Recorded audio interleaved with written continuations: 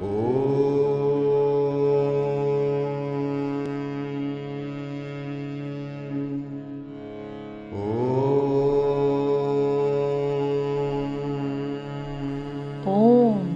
जिसमें समस्त ब्रह्मांड समाया हुआ है।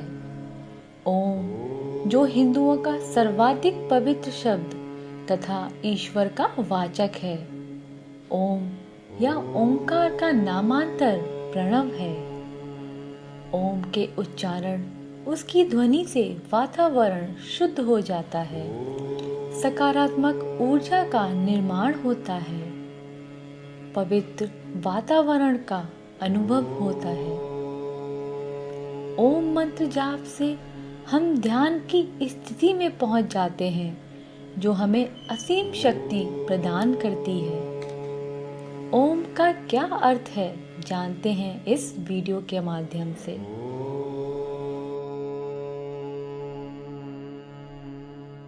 ओमकारेश्वर, ओमकारेश्वर, ओमकारेश्वर। विंध्य पर्वत को एक बार ये भ्रम हो गया था कि उससे विशाल कुछ भी नहीं। देवर्षि नारद नारायण का नाम लेते लेते विंध्य पर्वत पहुंचे, तो विंध्य ने उनसे अपनी मन की बात कह दी। नारद ने भांप लिया कि उन्हें अहंकार के आकाश से धरती पर लाने की आवश्यकता है। अतः नारद ने उन्हें अपनी विधि से दिशा दिखाने का निर्णय लिया। उत्तम, अति उत्तम। यदि तुम्हें ऐसा प्रतीत होता है तो अति उत्तम। केवल एक समस्या है। समस्या? हाँ, ये कहने में मुझे प्रसन्नता नहीं हो रही है कदापि, किंतु सबसे विशाल पर्वत तुम नहीं हो। संभव है कि मेरा ये कथन सत्य ना हो, किंतु नहीं देवर्षि, आप सदैव सत्य ही कहते हैं।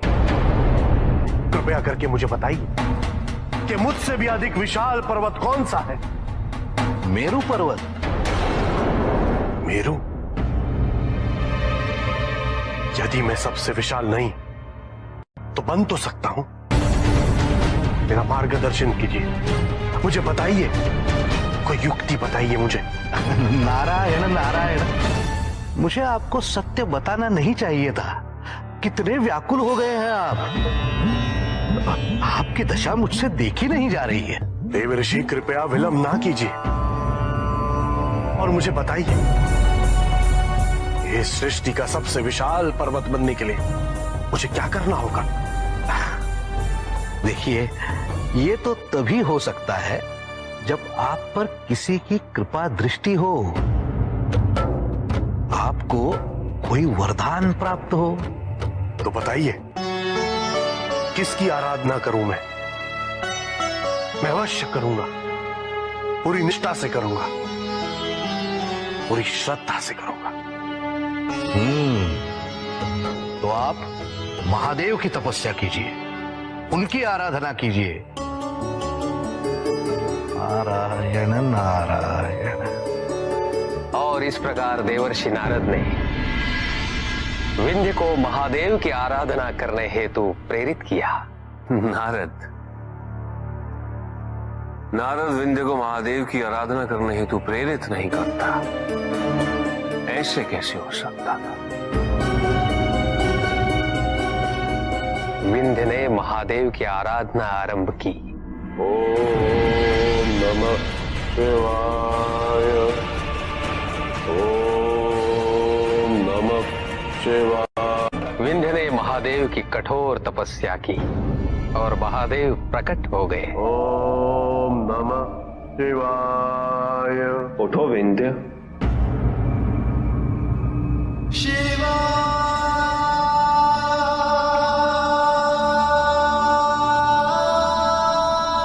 प्रभु,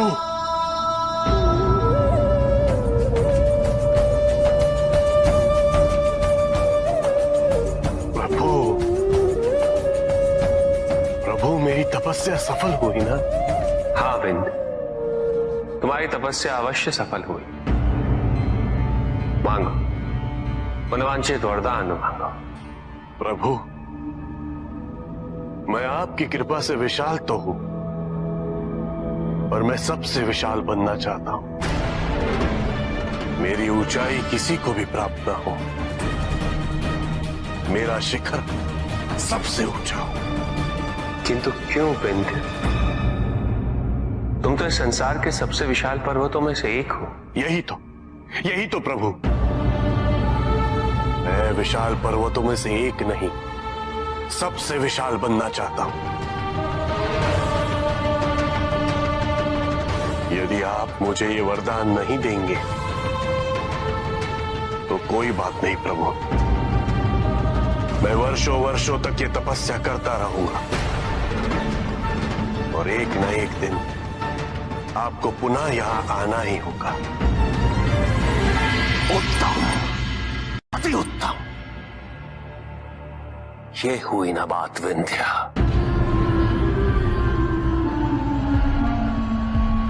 उसके बाद क्या हुआ ऋषि प्रहलाद? उचित है विंध्य, तुम कितने विशाल होना चाहते हो? मैंने कहा ना प्रभु, सबसे विशाल। किंतु आज मैं भले सबसे विशाल पर्वत बन जाऊं, पर कल कोई मुझसे भी बड़ा हो जाएगा। प्रभु, आप मुझे ये वरदान दीजिए कि मैं अपनी इच्छा अनुसार अपनी विशालता बढ़ा सकूं, उसकी कोई सीमा ना हो। उचित है विंध्य, मैं तुम्हें तुम्हारा मनोवांछित वरदान अवश्य दूंगा, किंतु मेरा एक कथन स्मरण रखना, इस सृष्टि में सबके आकार का अपना महत्व होता है, अपनी उपयोगिता होती है। तुम्हें सुनिश्चित करना होगा विंध्य कि तुम्हारे किसी भी कृत्य से इस संसार के समक्ष कोई समस्या उत्पन्न ना हो। अवश्य प्रभु, इस संसार में एक पर्वत की विशालता से कोई संकट कैसे आ सकता है प्रभु? प्रभु, वरदान देने में अब विलंब ना कीजिए। अवश्य विंध्य, जैसी तुम्हारी इच्छा,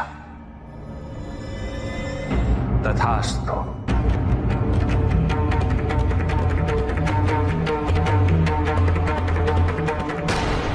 हमें लगता है कि आक्रामक होने से हम जो चाहते हैं वो हमें मिलेगा, परंतु ऐसा होता नहीं है। अहंकारी को केवल उसका अहंकार दिखता है, सत्य नहीं। चाहे वो कीटक हो या पर्वत, मनुष्य हो या महादानव, उसकी चेतना की विशालता का उसकी शरीर की विशालता से कोई संबंध नहीं होता। विंध्य पर्वत ये समझ नहीं पाया, वो विशाल होता गया।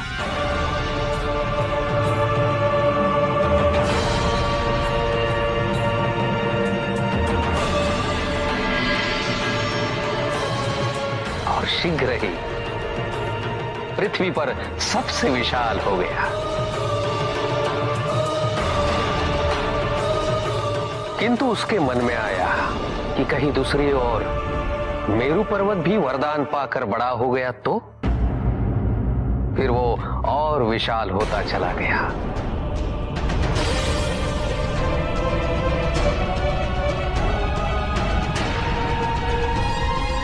और अंत में इतना विशाल हुआ कि पृथ्वी पर उसका भार असह्य हुआ। मां पर फिर मां ने क्या किया? केवल पृथ्वी देवी ही नहीं, अपितु इंद्र आदि देवता भी महादेव के पास पहुंच गए।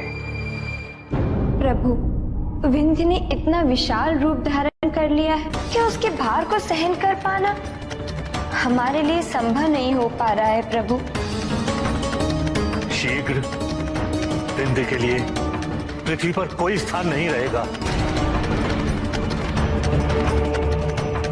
प्रभु,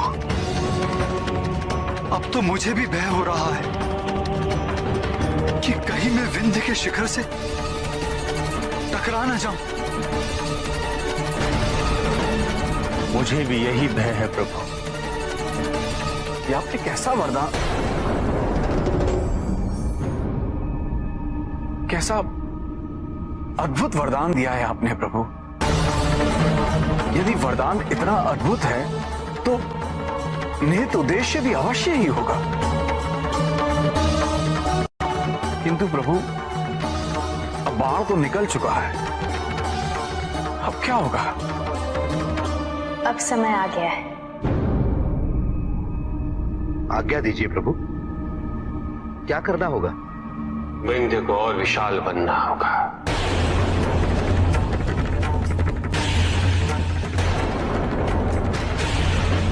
किंतु देवराज, जो बाण निकल चुका है उसे वापस खींचा नहीं जा सकता, किंतु फिर भी दिशा तो दी जा सकती है।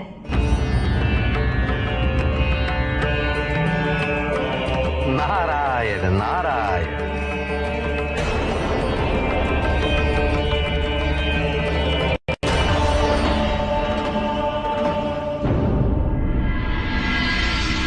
अद्भुत। बन गया ना सबसे विशाल। हाँ हाँ, विशाल तो अवश्य, किंतु सबसे विशाल कहना उचित होगा या नहीं, ये तो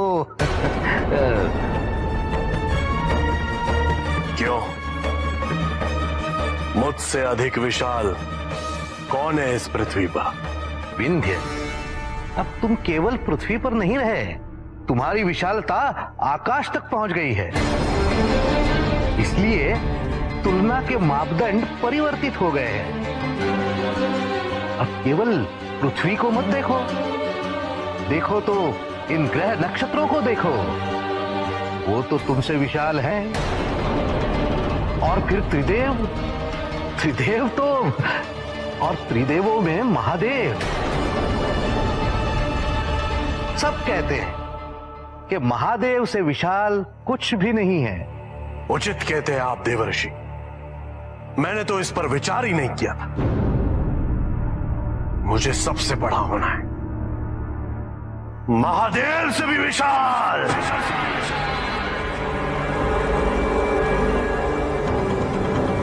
नारायण नारायण। और इस प्रकार विंध्य का आकार सबसे विशाल हो गया। फिर विंध्य ने ऊपर देखा।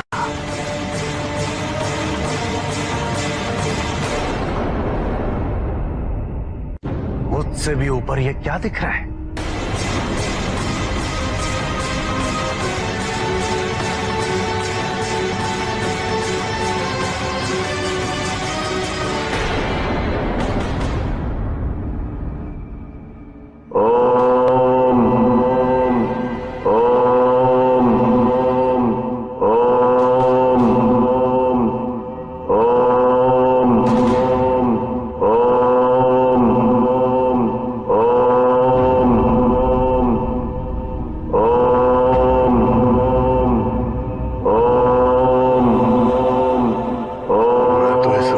में धूल के कण समान भी नहीं हूं।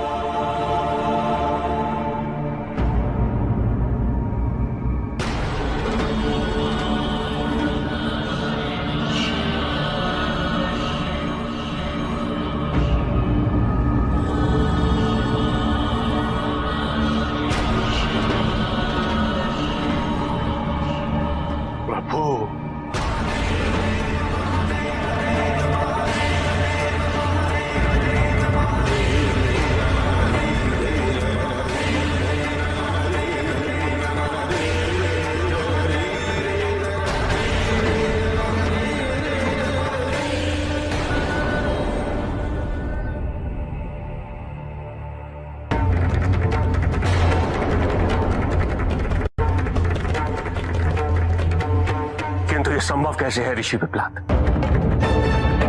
तुम ये कहना चाह रहे हो कि समस्त सृष्टि महादेव के रुद्राक्ष के अंदर है?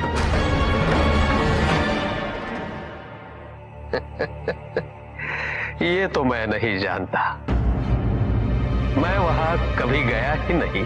ऋषि पिपलाद, तुम ये कहना चाह रहे हो कि त्रिदेवों में महादेव सबसे विशाल है?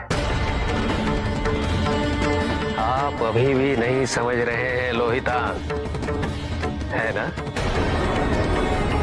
आप अभी भी ब्रह्मदेव, नारायण और महादेव में भिन्नता ढूंढ रहे हैं।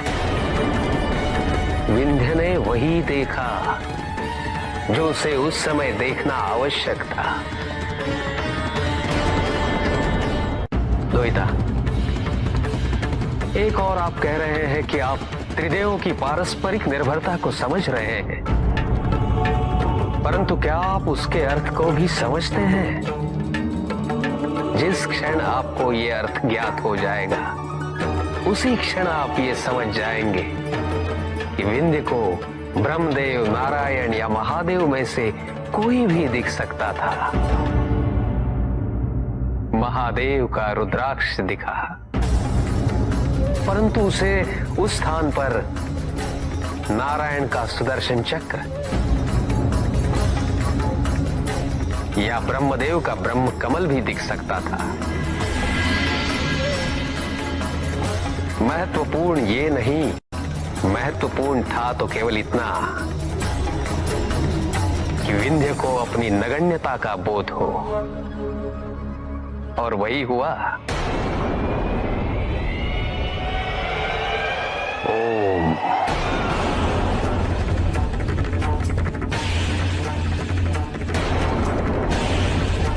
प्रभु,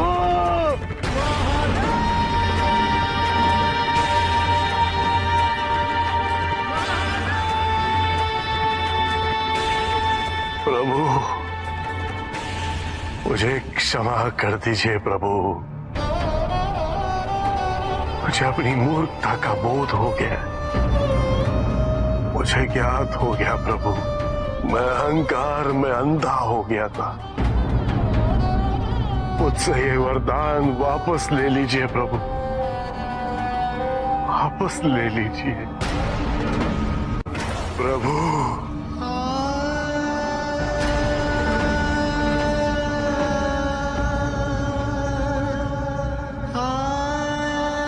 मैं धन्य हुआ प्रभु, आपने मुझ जैसे भ्रमित को दिशा प्रदान की। मैं धन्य हूं। विंध्य, सुख आंतरिक होता है, संतोष आंतरिक होता है। उन्हें बाहरी तत्वों से रेखांकित और परिभाषित नहीं किया जा सकता, आकार से नहीं पाया जा सकता। आकार के आधार पर केवल अहंकार ही उत्पन्न होता है, क्योंकि आकार से तुलना करने का संदर्भ प्राप्त हो जाता है। यदि तुम्हारा आकार छोटा है तो तुमसे भी छोटा कोई ना कोई अवश्य होगा, और यदि उसी प्रकार तुम विशाल हो तो तुमसे भी विशाल इस संसार में कोई ना कोई अवश्य होगा। इसीलिए शरीर या आकार की तुलना करना कभी भी शाश्वत सुख का आधार नहीं बन सकता, संतोष का आधार नहीं बन सकता। मैं पथभ्रष्ट हो गया था प्रभु, केवल अब सत्य जान रहा हूं। प्रभु, ऐसी दिशा दिखाइए कि पुनः कभी मैं भ्रमित ना हूं। क्या यह संभव है प्रभु? तुम्हारे प्रश्न का उत्तर है ओम।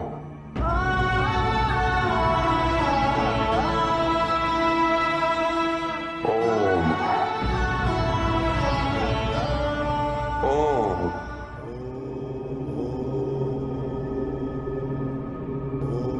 ये क्या था प्रभु? मुझे सर्वत्र ओम की ध्वनि गुंजायमान होती प्रतीत हो रही है। मुझे ओम के अर्थ से अवगत कीजिए प्रभु। हम सब कहते हैं ओम नमः शिवाय, ओम ब्रह्मणे नमः, ओम विष्णवे नमः। इनमें ओम क्या है प्रभु? मुझे इसका अर्थ समझाइए। ओम का शब्दार्थ नहीं, क्योंकि वस्तुतः ओम शब्द ही नहीं, शब्द सृष्टि में और सृष्टि से बने, और ये वही बता सकते हैं जो सृष्टि में है, किंतु समस्त सृष्टि ओम में है। इसलिए ओम शब्दातीत है, इसका अर्थ जाना नहीं जा सकता, केवल अनुभव किया जा सकता है। और ओम का अनुभव तभी होगा जब व्यक्ति के मन में कोई विचार, कोई इच्छा, कोई स्वप्न हो, कोई अपेक्षा ना, मन पूर्णतः शांत हो। स्मरण रहे विंध्या, ओम का निर्माण नहीं किया जा सकता, न किया गया है,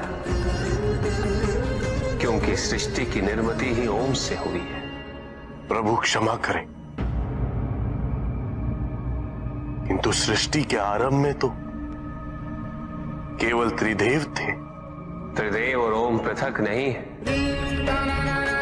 अपितु ओम का उच्चार हम तीनों का उच्चार है। ओम के उच्चार से सभी त्रुटियां, मानसिक विकृतियां, हर बंधन का अंत हो सकता है। इसलिए हम तीनों से पूर्व ओम का उच्चार किया जाता है। सच्चे मन और एकाग्रता से यदि ओम का उच्चार किया जाए तो हम तीनों की अनुभूति एक साथ एक स्थान पर हो सकती है।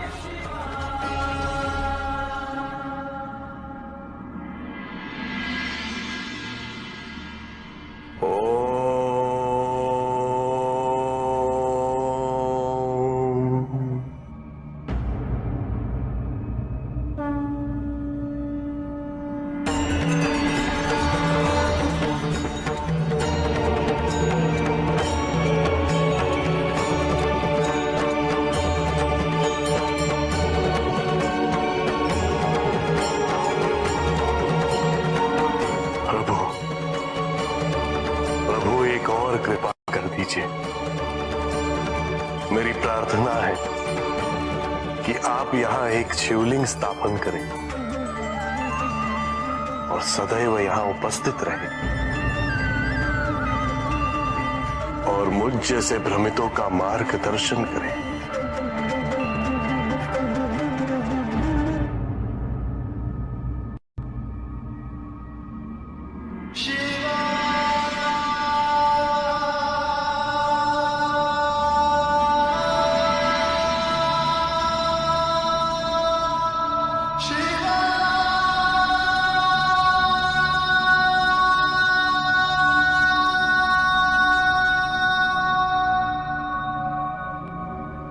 इस लिंग को ओंकारेश्वर के नाम से जाना जाएगा।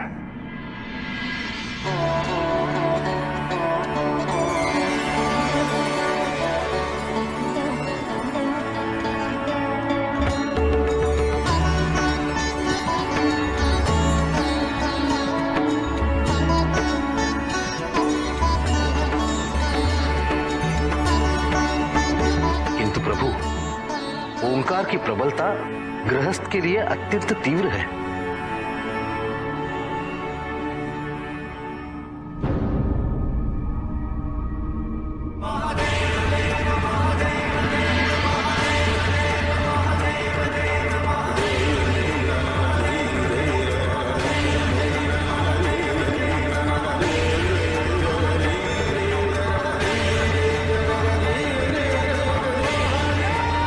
शिवलिंग से प्रकट हुए इस लिंग को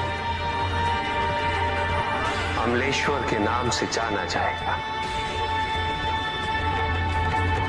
और ये दोनों एक दूसरे को संतुलित रखेंगे और जो भी यहां आएंगे उनकी ऊर्जाएं भी इन दोनों लिंगों के दर्शन से संतुलित होंगी। ओम मंत्र का नियमित जाप करें और अद्भुत शक्ति अपने अंदर समाहित करें। ओम नमः शिवाय।